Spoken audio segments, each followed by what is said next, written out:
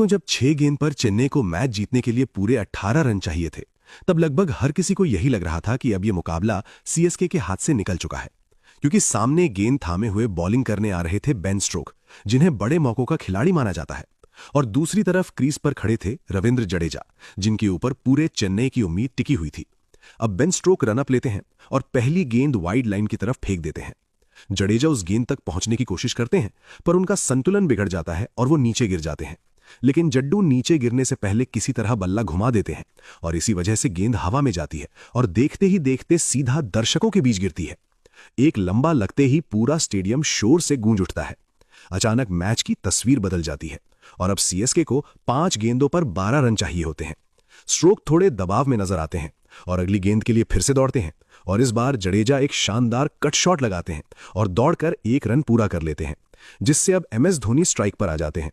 तभी अचानक अंपायर हाथ ऊपर उठाते हैं और इस गेंद को नो बॉल करार दे देते हैं, जिसे देखकर राजस्थान के खिलाड़ियों के चेहरे पर टेंशन साफ दिखने लगती है और चेन्नई के फैंस को जीत की हल्की सी उम्मीद नजर आने लगती है। इसके बाद अगली गेंद पर एमएस धोनी एक शानदार शॉट लगाते हैं, जिस पर चेन्नई को 2 रन मिल जाता है। लेकिन धोनी जैसे बल्लेबाज से फैंस को कुछ बड़ा देखने की उम्मीद थी। अब अगली गेंद पर बेन स्टोक पूरी ताकत के साथ वापसी करते हैं और वो एकदम सटीक यॉर्कर फेंकते हैं। एमएस धोनी इस गेंद को समझ ही नहीं पाते और गेंद सीधा जाकर एमएस धोनी की गिल्लियां बिखेर देती है। धोनी के आउट होते ही यह पूरा स्टेडियम एक पल के लिए बिल्कुल ही शांत हो जाता है।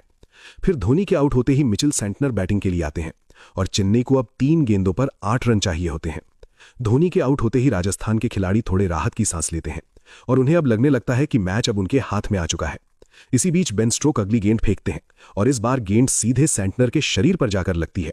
गेंद खतरनाक ऊंचाई पर होती है, लेकिन इसके बावजूद अंपायर इसे नो बॉल नहीं देते हैं। यह फैसला देखकर पवेलियन में बैठे एमएस धोनी को काफी ज्यादा गुस्सा आता है और धोनी अपनी कुर्सी से उठते हैं और गुस्से में मैदान के अंदर चले जाते हैं। पूरे स्टेडियम की नजरें अब धोनी पर होती हैं, लेकिन इतने हंगामे के बाद भी अंपायर अपना फैसला नहीं बदलते। अब हालात और भी ज्यादा तनावपूर्ण हो जाते हैं। चेन्नई को अब 2 गेंदों पर 6 रन चाहिए होते हैं। अगली गेंद पर सेंटनर शॉट लगाते हैं, लेकिन एक बार फिर फील्डर सामने ही खड़ा होता है, जिससे चेन्नई को यहां भी सिर्फ 2 रन मिलते हैं। अब मुकाबला आखिरी गेंद पर आ जाता है। सीएसके को जीत के लिए 4 रन चाहिए था, जिससे पूरे मैदान में सन्नाटा छा जाता है और अब बेन स्टोक आखिरी गेंद वाइड लाइन की तरफ फेंकते हैं। सेंटनर इस गेंद को खेलने की कोशिश नहीं करते। तभी अंपायर इशारा करते हैं कि यह गेंद वाइड थी। अब आखिरी गेंद पर चेन्नई को जीत के लिए 3 रन चाहिए होते हैं। बेन स्टोक आखिरी गेंद डालते हैं, जिस पर सेंटनर बल्ला घुमा देते हैं। गेंद हवा में ऊपर उठती है और सीधा बाउंड्री लाइन के बाहर के लिए चली जाती है, और इसी के साथ चेन्नई इस लगभग हारे हुए मैच को एक ऐतिहासिक जीत में बदल देती है।